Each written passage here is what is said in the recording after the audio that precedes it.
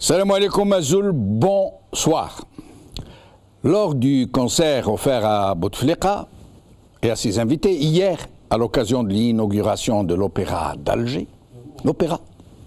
l'orchestre symphonique algérois dirigé par le maestro Amin Kouider a joué la très fameuse et très polémique cantate Carmina Burana, fameuse parce que c'est une œuvre magistrale d'une très grande beauté, qui a une histoire fabuleuse. Les paroles de cette œuvre, créée par l'immense compositeur allemand Karl Orff, ont été tirées de 24 manuscrits du Moyen-Âge, des plus subtils aux plus érotiques, et même plus, érotiques façon Moyen-Âge. Et polémique cette œuvre parce qu'elle a été récupérée par certains fascistes allemands qui auraient voulu l'ériger en symbole de la vérité aryenne. Mais parmi ces poèmes médiévaux qui ont distingué l'œuvre, deux extraits de poèmes semblent particulièrement appropriés à la personnalité de Monsieur Bouteflika. Écoutez donc, je les cite. « Sur le siège de la fortune, j'étais assis en haut, des fleurs bariolées de la prospérité couronnées. Mais tout prospère que je fus, choyé et béni, du sommet alors je chus, dépouillé de la gloire. La roue de la fortune a tourné. Je descends, déchu. Un autre est porté vers le haut, démesurément exalté. Le roi siège au fait, qu'il prenne garde de tomber. » Et le deuxième extrait. « Le salut et le courage me sont maintenant contraires. Ils sont faits et défaits, toujours dans l'esclavage. À cette heure, sans retard, touchez les battements du cœur, puisque le sort abat le fort. Avec moi, vous tous, pleurez. » On ne sait pas ce qu'ont été les paroles en arabe chantées par l'orchestre qui a reçu Bouteflika, mais la symbolique demeure très forte. Peut-être un message qu'on a voulu envoyer. Sauf qu'il ne faut pas parier un dinar sur la capacité des barons et des baronnes, des baronnaises et des baronnettes présents dans la salle que vous verrez tout à l'heure. Il ne faut pas compter sur eux pour tirer un quelconque enseignement sur le sens d'un opéra à Alger, où le chef d'orchestre et ses musiciens portent des habits classiques, au moment où de nombreux Algériens vont chercher leur subsistance dans les poubelles. Quand des millions d'autres Algériens en situation de handicap vivent en infra-humains, oubliés des pouvoirs publics.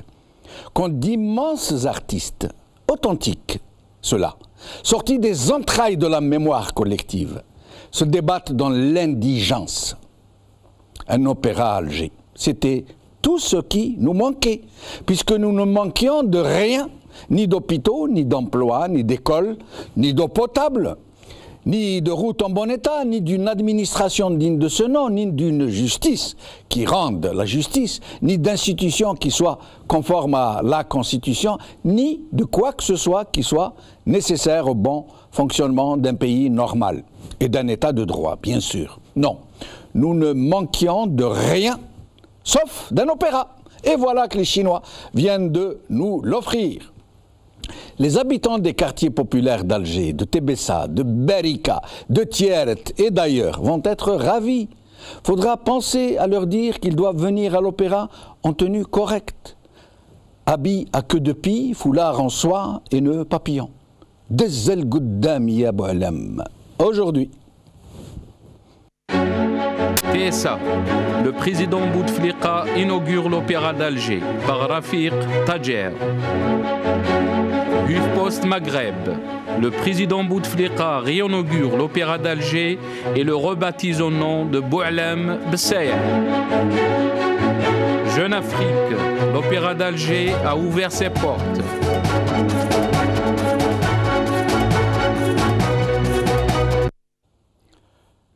Bouteflika inaugure l'Opéra d'Alger, c'est le sujet de notre émission d'aujourd'hui.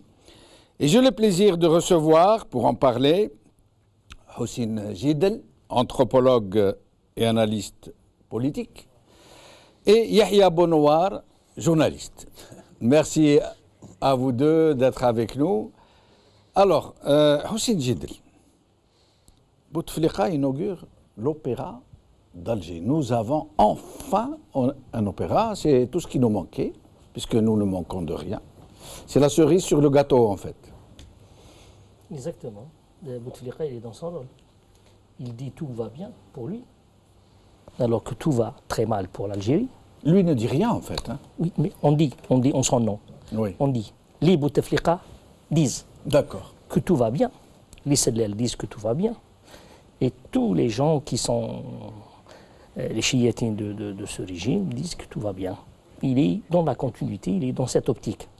Premièrement. Deuxièmement, Bouteflika, ou les Bouteflika et leur clan, ils sont à la recherche d'une image. N'oublions pas que, il y a quelques mois, l'image de Bouteflika, la très mauvaise image de son état de santé, qui a circulé, qui a fait du boom dans le monde entier, a laissé des séquelles. Les Bouteflika ont besoin d'une image. Ce n'est pas pour les Algériens. Pour envoyer une image positive pour l'Occident, pour l'extérieur. Et surtout, si, on va peut-être y revenir, surtout s'il y a vraiment une idée, et je le pense aussi, qu'il y a, pourquoi pas, un cinquième mandat, et cela va dans le bon sens pour les Bouteflika. Est-ce que c'est bon pour l'Algérie? On verra tout à l'heure. Alors, nous allons voir d'abord quelques images de cette fameuse inauguration, où nous allons voir Bouteflika inaugurer, puis assister à une très belle prestation que vous allez voir.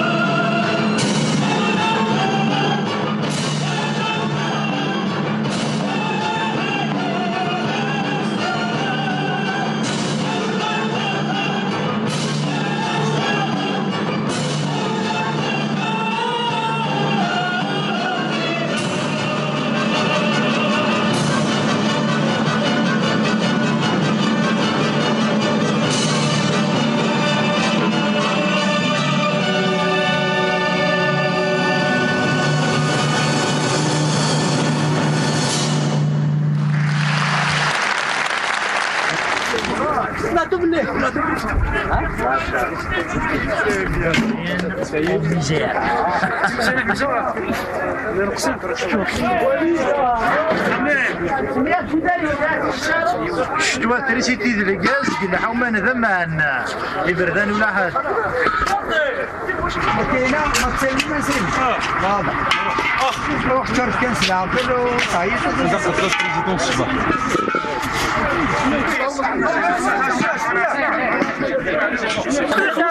لكن كلهم بعض ويسام طول نسرنو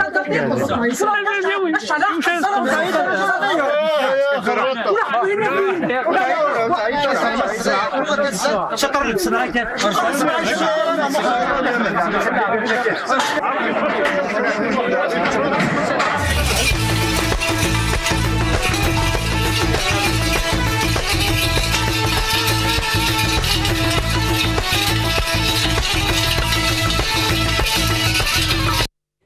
L'opéra qui finit sur un air de l'Alaoui, Yahya Bonouar. C'est absolument grotesque. Ces images, c'est la Corée du Nord, c'est l'URSS, les derniers mois de Brejnev. C'est la Corée du Nord avec un dirigeant plus jeune en Corée du Nord, même si c'est un petit dictateur, mais voilà, on est... C'est pas un peu Mobutu aussi? Voilà, Mobutu, il y a un peu de tout, c'est du grotesque. On voit des images avec tous les apparatchiks du régime derrière lui qui écoutent un opéra. À mon avis, ils ne savent même pas ce que c'est, ce que ça veut dire. Ils n'ont jamais entendu parler il n'y a pas cette culture d'opéra, parce que dans les pays où il y a des opéras, en France par exemple, ou dans d'autres, on cite la France, il y a d'abord des milliers de salles de cinéma, des milliers de salles de théâtre, des conservatoires, on apprend la musique, le théâtre aux enfants à l'école, des salles de spectacle, voilà, des salles de concert, des salles de fête, véritablement salles de fête, hein, voilà, pas des salles de fête pour l'ARS. Voilà, une vraie vie culturelle. Ouais. Et l'opéra est le summum de tout ça, c'est dédié essentiellement à des élites qui ont beaucoup d'argent, qui payent très cher une place d'opéra, qui y vont très bien habillés en nœuds papillons, les femmes en fourrure. C'est vraiment l'élite de la culture. Ouais. Et vous voyez ces apparatchiks derrière Bouteflika, assis et applaudir une cantate médiévale dans laquelle on décrit la déchéance des rois et des seigneurs de l'Allemagne médiévale, comme si on voulait envoyer un signal à Bouteflika, dont il fait exprès, j'en doute. Personne n'a dû lire, n'a dû comprendre ce qu'il y a dans cette cantate. Donc on est vraiment dans quelque chose d'absurde. La cantate, ce sont les paroles, les poèmes qui sont médiévaux.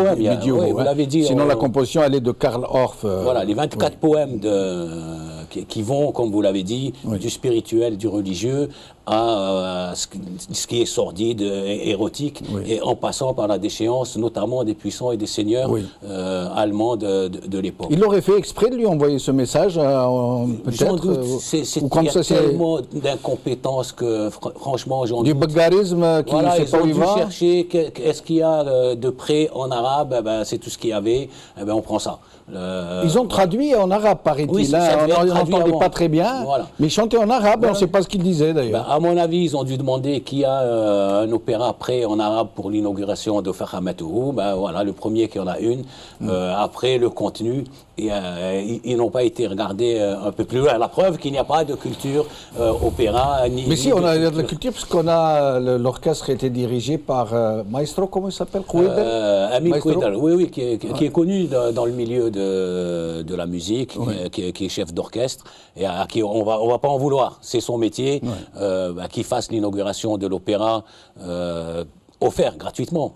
Et vous avez vu les personnalités qui étaient présentes? Ah oui, j'ai vu. Vous savez comment ils sont assis tous, les jambes écartées comme ça, avachis comme ça, le ventre devant. Ils sont vraiment rigolos. Ils sont rigolos et apparemment, il n'y a qu'eux qui ne le savent pas. C'est-à-dire ils se prennent au sérieux et c'est les seuls à se prendre au sérieux alors que le monde entier se moque d'eux. C'est-à-dire le monde entier se moque de nous, de notre pays, parce que le monde entier, c'est pas possible que... Il y a une personne, et je vous le donne en mille, je ne sais pas si vous l'avez remarqué, qui était dans la salle et qui, il n'y a pas longtemps, a été l'une des signataires des 19 qui a demandé à voir Bouteflika pour voir s'il était vraiment en état de diriger. Est-ce que vous l'auriez vu? Youssef Saadi. Non, bah, je ne sais pas si elle s'est dit, mais moi j'ai vu une personne, je n'ai pas fait attention. Elle était vraiment en train de rentrer dans sa coquille pour qu'on ne la voie pas. Ah. C'est Khaled Toumi. Ah oui, oui. Bon, j'espère qu'on va nous repasser les images là, derrière, pour qu'on essaye de voir. Ils ont dû l'inviter en tant qu'ancienne ministre de la Culture. Ouais. Et évidemment, elle ne peut rien refuser à Fahama Tourou. Mais elle a eu l'occasion de le voir, là. Apparemment.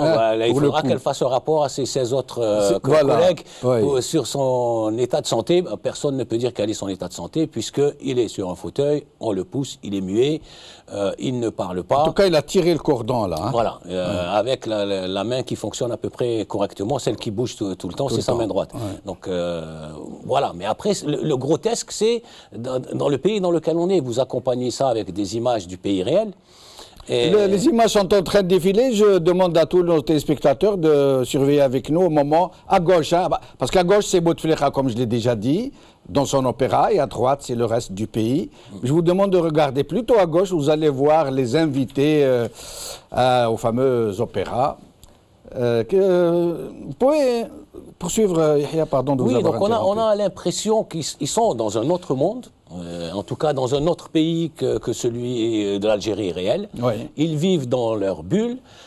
Ils disent tous les jours, tout va bien, tout va très bien. Il y en a même un qui a dit que nos hôpitaux sont meilleurs que les hôpitaux européens. C'est les meilleurs hôpitaux du monde. Oui, oui. Voilà, ils sont dans une espèce de bulle et ils essayent de s'auto-convaincre que ce qu'ils disent est vrai, devant toutes les évidences, alors qu'ils regardent le pays, et ils pensent que ça va suffire à calmer les gens, ça va suffire à obtenir le soutien on la voit là, on la voit, hop, à gauche, elle est à gauche, bien dans son fauteuil, hein. À côté. C'est pas étonnant. Au dernier rang, tout à fait en haut, à gauche, caché dans son petit coin.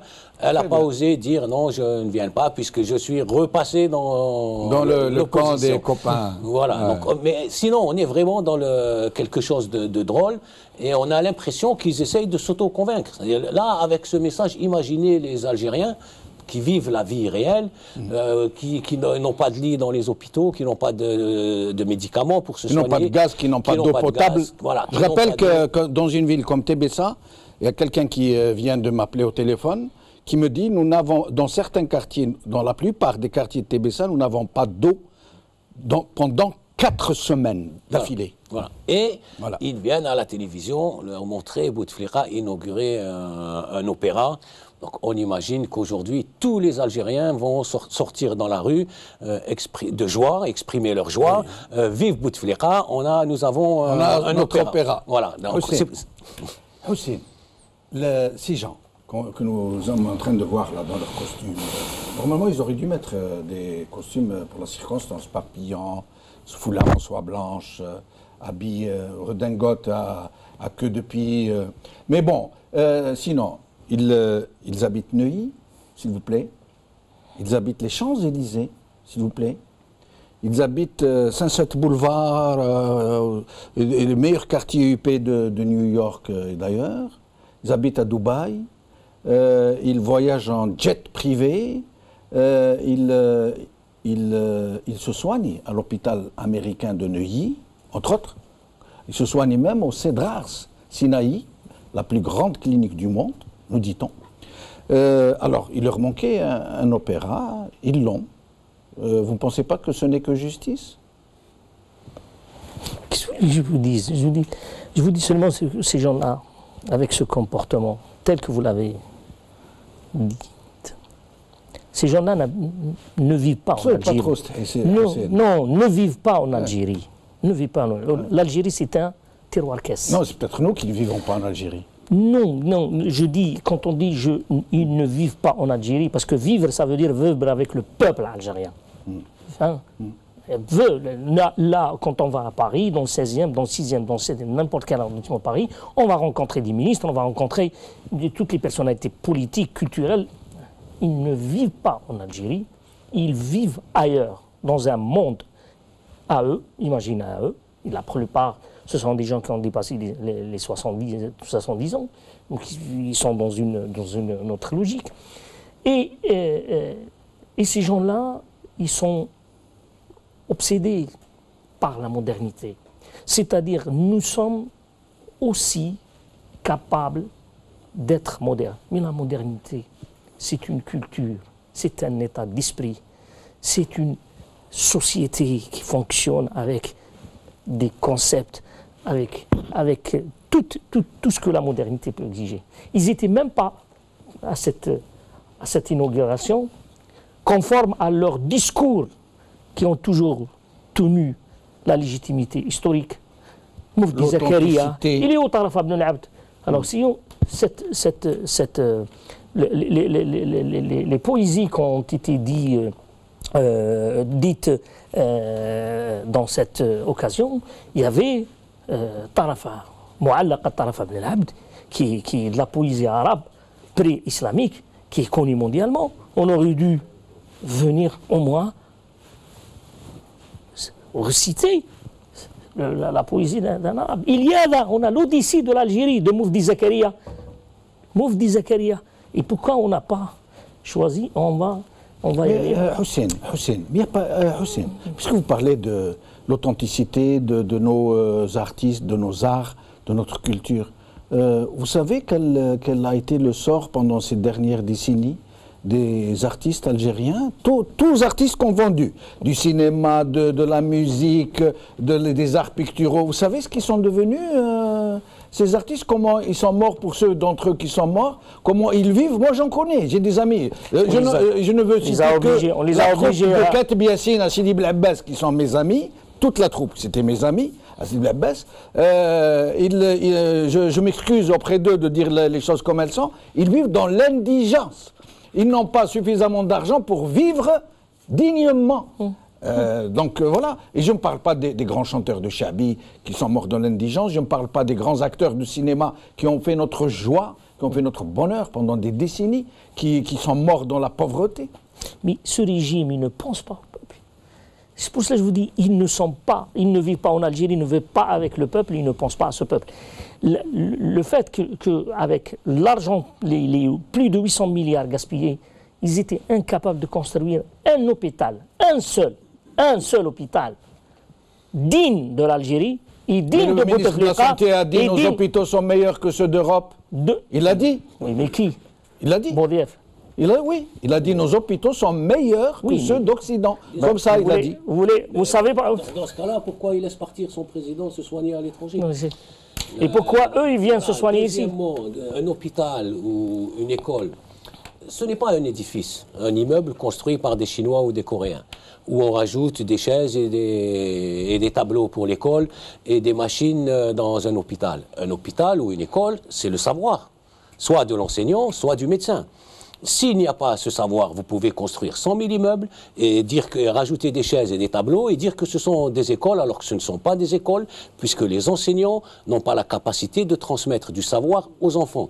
Pareil dans les hôpitaux, si ceux qui soignent n'ont pas la capacité de soigner correctement les patients, ce n'est pas un hôpital, c'est un immeuble où on fait semblant de soigner Pourtant, les gens. Les médecins qui viennent d'Algérie, qui s'installent ici en France par exemple, ils sont considérés comme bons médecins. Oui. Il y en a des milliers qui sont installés ici et qui, une fois qu'on a mis les moyens entre leurs mains, ils sont avérés d'excellents médecins, ils sont reconnus ici. Mais bien sûr, parce que ici, son chef de service ou son directeur d'hôpital est plus calé que lui, il l'encourage et il lui apprend des choses. Alors qu'en Algérie, c'est l'inverse. Le bon médecin n'a plus envie de travailler sous les ordres d'un mauvais médecin placé ici parce qu'il a des accointances avec le colonel Intel ou le ministre Intel. Donc on a renversé l'échelle des valeurs. La compétence individuelle est devenue quelque chose qu'on craint en Algérie. Je vais vous donner un exemple très court. Dans presque tous les pays du monde qui se tiennent, le Japon, l'Europe, les États-Unis, l'Australie, quand on dit de quelqu'un, il fait un bzef, tout le monde veut se l'arracher, tout le monde veut le faire travailler chez lui. Quand vous dites de quelqu'un en Algérie, il fait un bzef, vous l'avez condamné. Il est dangereux, ce type-là. Non, il est condamné. Il est condamné, il va se retrouver en prison, il va être poussé à l'exil. Oui, il fait un bzef. Oui, il fait un bzef. Dans le monde entier, on se l'arrache à coups de millions de dollars. En Algérie, on l'a condamné. Et donc, cette culture, elle se retrouve à tous les niveaux et ils peuvent construire autant d'immeubles qu'ils veulent. Et autant d'opéras. Voilà, et autant d'opéras. En plus, construits par les Chinois. Ce n'est pas les Algériens qui les ont construits. De même que les logements, ce sont les Chinois qui construisent des logements. Et ensuite, les Algériens vont se battre entre eux pour qu'il y aura un logement construit par des étrangers. On est un pays qui n'est pas construit par ses propres enfants. On n'est pas le Qatar avec 50 000 habitants. On est un pays avec 40 millions d'habitants.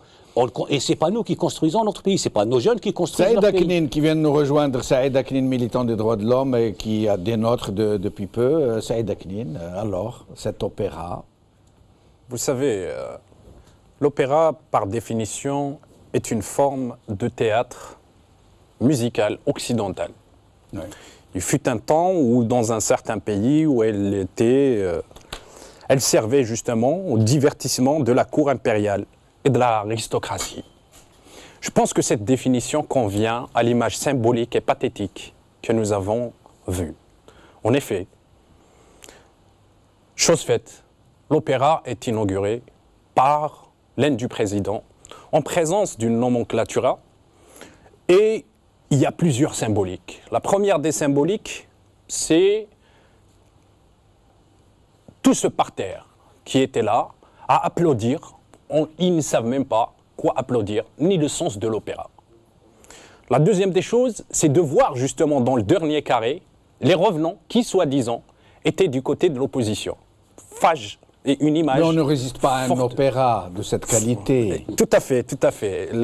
Surtout quand on a été ministre de la culture. Parce qu'on sait ce que culture veut dire, n'est-ce pas?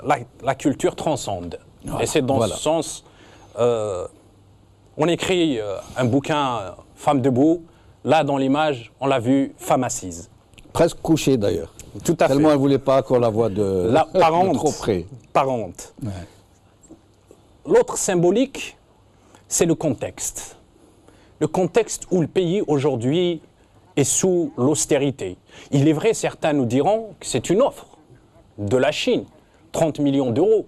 Mais on sait bien dans les rapports internationaux que ni d'amis éternels, ni d'ennemis éternels, mais d'amis éternels, d'intérêt éternel.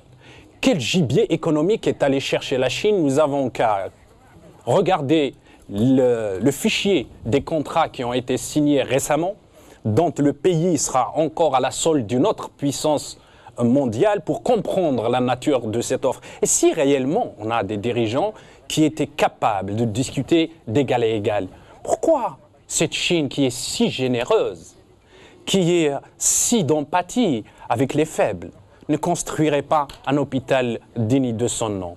Pourquoi qu'on ne construirait pas avec les 30 millions d'euros 500 salles de cinéma à travers tout le territoire national pour pouvoir promouvoir la culture? En 1962, Saïd Aknin, en 1962, nous étions 9 millions d'habitants. Il y avait, vous me rappelez qu'on dit 500 salles de cinéma. Il y avait 520 salles de cinéma à travers le territoire, des salles de cinéma aux normes mondiales du cinéma. C'est-à-dire avec des fauteuils, avec des placeurs et des placeuses, avec des buvettes, avec de l'entracte, avec tout ce qu'il faut pour un cinéma, de vrai cinéma, et je suis là pour en témoigner. Jamal Din. Trop jeune peut-être. Je me suis, oui, ouais. Oui.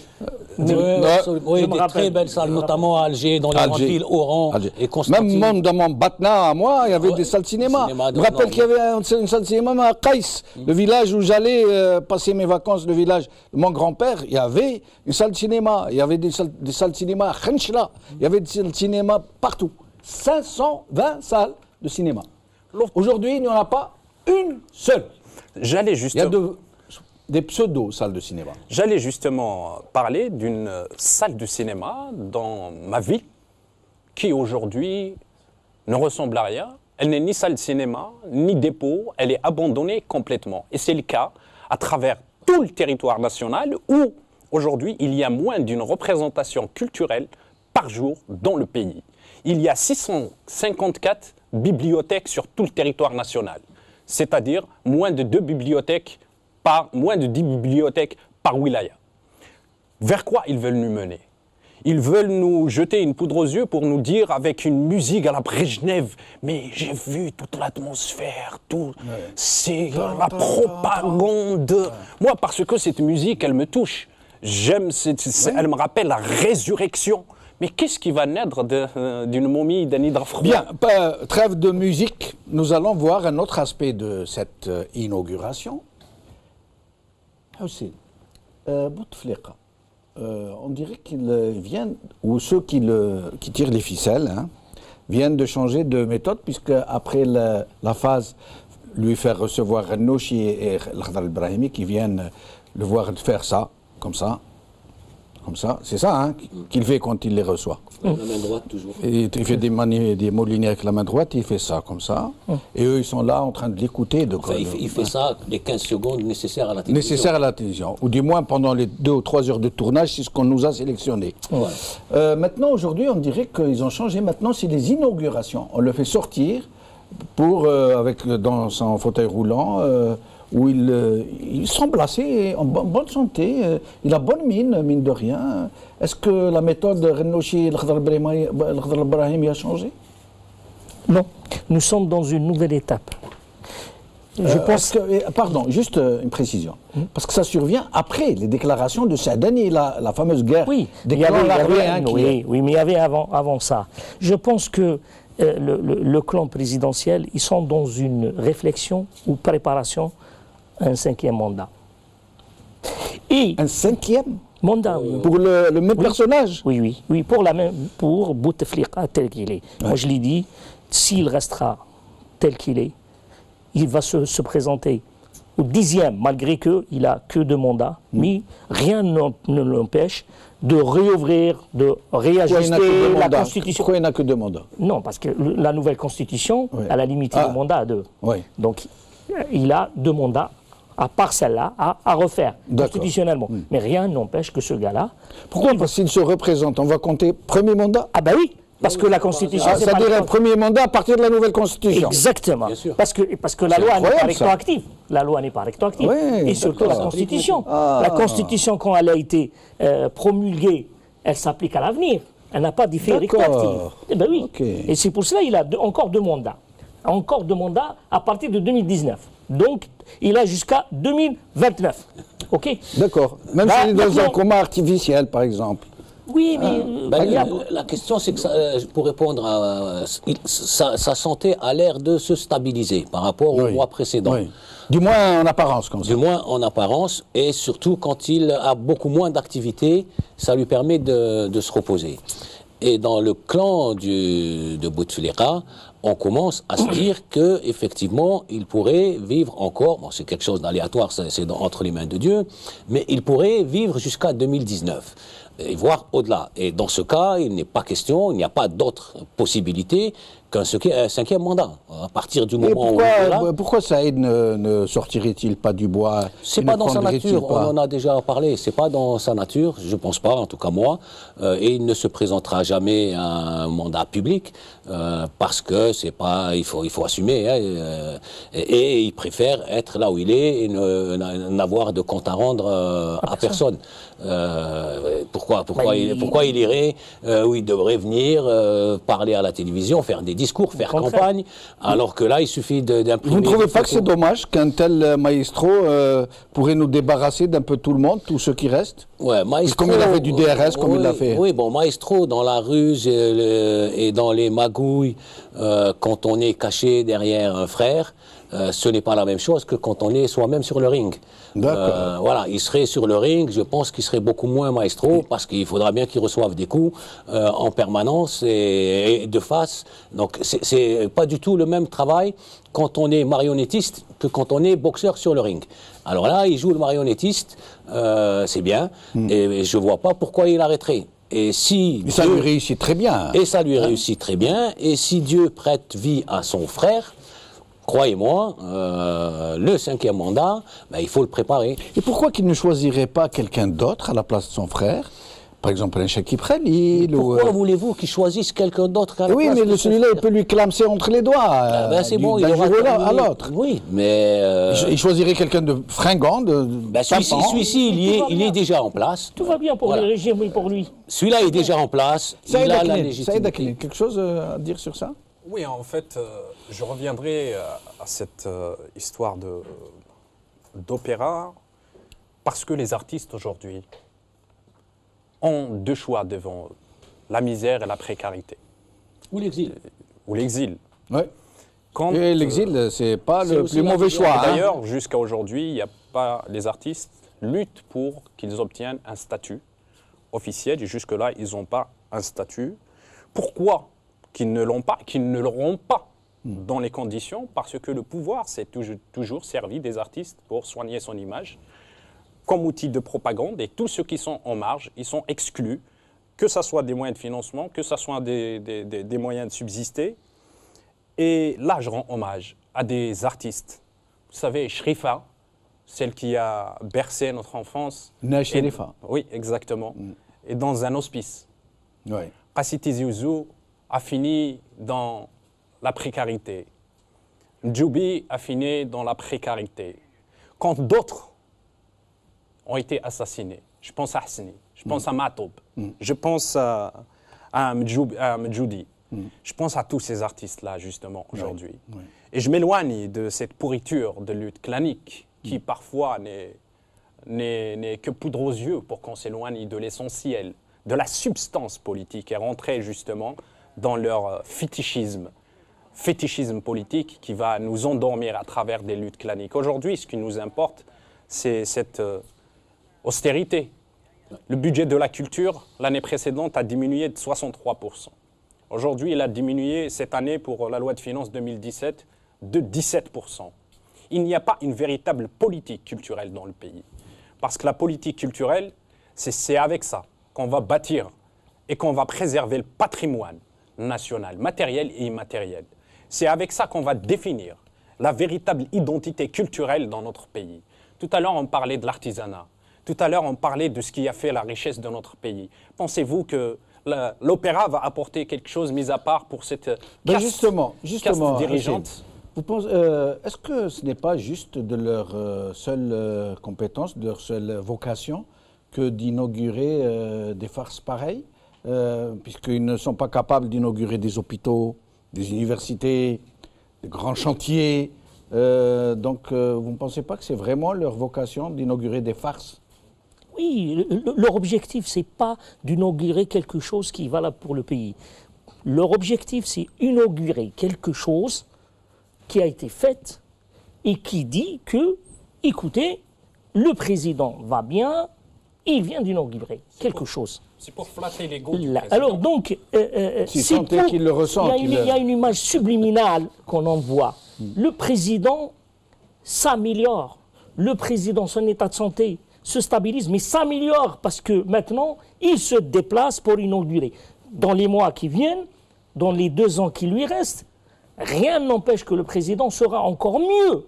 Et donc, à partir de là, le président, il est capable de gérer, puisqu'il a déjà géré, et là, il montre encore plus de capacité de gérer, et donc, ça sera toujours le président qui sera le président de l'Algérie dans l'avenir. Et c'est ça, je pense, que ce qui tracasse le clan présidentiel, c'est le 5e mandat. Et vous avez évoqué l'affaire Saadani.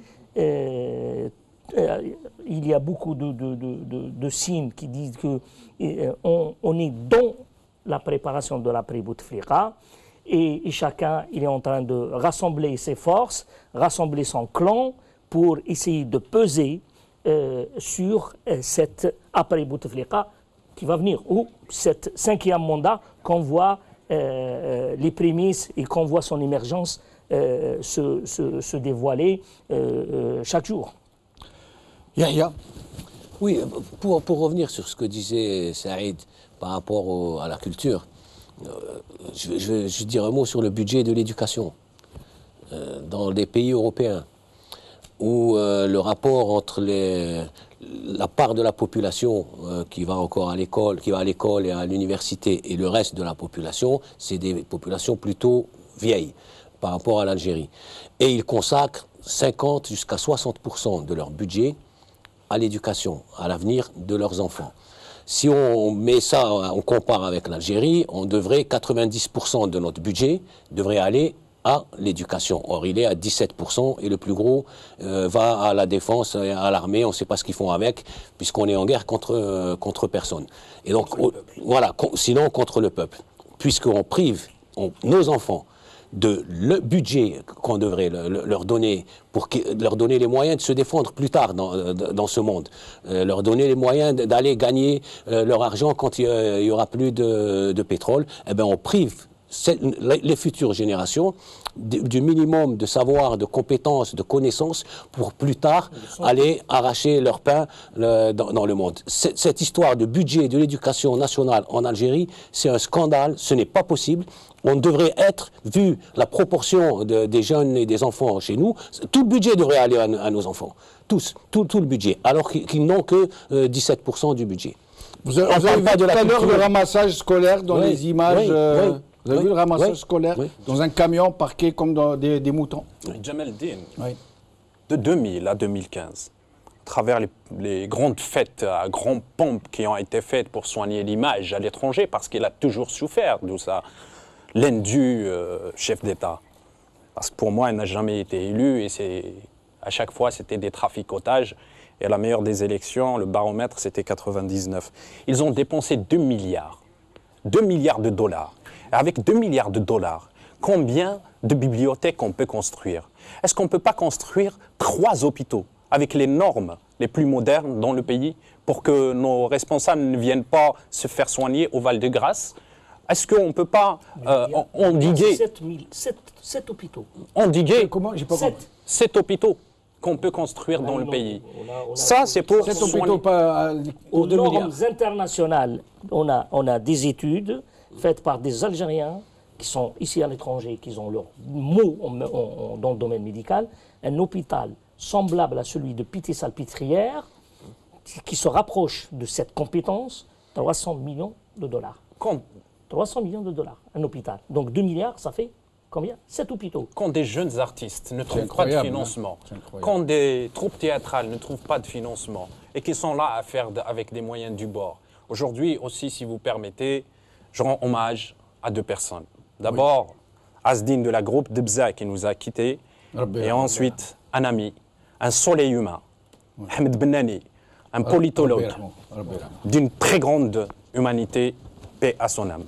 Et aussi, j'évoque avec beaucoup d'émotion Rabah Haïsset qui fut assassiné en Algérie il y a une dizaine d'années de ça. Monsieur Jamaldine Benchenoud. Benchenoud. Monsieur Jamal Benchenoud, je t'aime bien ton émission. Merci. Mais c'est trop politique. Ah. C'est trop politique, je sais dire. Fais comme chez toi. Oui. Mais n'oubliez pas, tu es chinois. Non, tu n'es pas chinois. C'est vrai. Mais bref, c'est trop politique. Le peuple, lui, il est romantique. L'opéra. Il préfère la musique. Et pas n'importe laquelle la musique. C'est la symphonique. C'est fini le ton 1, 2, 3, et voilà, c'est fini. D'ailleurs, même l'entraîneur, Rajbak, il est parti. Rajbak ou Marajbak Shilhan, c'est pareil. Il est parti. Tu crois pas, ils ont inauguré l'opéra, et ben si, ils m'ont appelé. Moi, Gilbert Montagnard. Gilbert Montagnard. Moi, Gilbert Montagnard. Oui. Il m'a fallu beaucoup d'argent pour construire cet opéra. Comment j'ai fait, M. Jamaldine Benchenoud? J'ai fermé toutes les maisons des jeunes à l'échelle nationale et interwilayat. Pourquoi j'ai fait ça? Parce qu'il n'y a plus de jeunes. Ils sont tous partis, ou presque. Du moins, ma montagne est vide. C'est vrai qu'en Kabylie, les montagnes, on nous a dit qu'elles sont vides maintenant. Ils sont tous partis. Dans les Aurès aussi, d'ailleurs. C'est pareil. Qu'est-ce que j'ai fait? J'ai vendu toutes les associations et les maisons des jeunes. J'ai construit une seule maison des vieux. L'opéra, le seul et l'unique opéra d'Algérie. Imagine-toi, M. Jamaldine Benchenoud. C'est vrai, avec des vieux, là. Incroyable. 40 millions de spectateurs. De toute façon, ils n'ont pas le choix que d'être spectateurs. Tous, comme ça, unis, derrière un seul chef d'orchestre. Le maestro, non, le maestro, Fakhamatuhu. C'est pour ensemble, c'est pour la 5e symphonie. Vous le montez si vous voulez. La 5e symphonie. C'est pour la 5e symphonie. C'est pour la 5e symphonie. bouger ou stagner avec la momie.